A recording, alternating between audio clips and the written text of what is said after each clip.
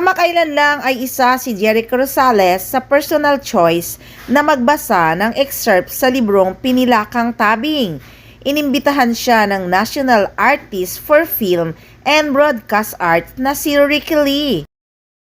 Pinagmasdan ngang mabuti si Jericho Rosales kung ano ang magiging reaksyon niya habang binabasa ni Michael V. ang nakatokang excerpt sa komedyante na mula naman sa librong Agaw Tingin. At pagkatapos nga ng event ay nakakwentuhan nga ng karamihan si Jericho Rosales sa backstage.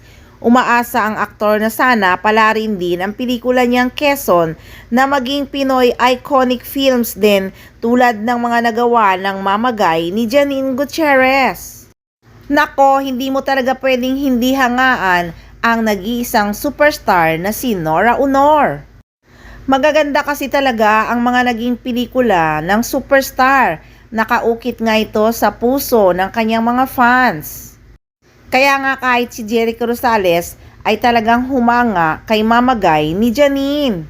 Flinex nga ng aktor ang ganda ng pelikula niya na tungkol sa buhay ng pangalawang presidente ng bansa.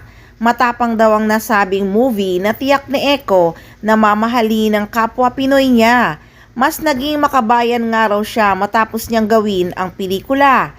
Excited na nga raw siyang ipanood ito sa kanyang pamilya, kaibigan at sa kasintahan niyang si Janine Gutierrez.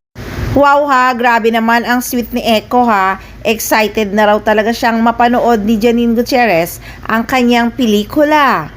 Nako, ang tanong dyan, makakasama nga ba si Janine Gutierrez sa premiere night ng Quezon? So abangan natin kasi hindi naman pang promo ang relasyon ng Ekonin. Kung tutuusin, pwede talagang isama ni Jericho Rosales si Janine Gutierrez dahil 100% nga ang suporta ng aktres sa pelikula ng aktor.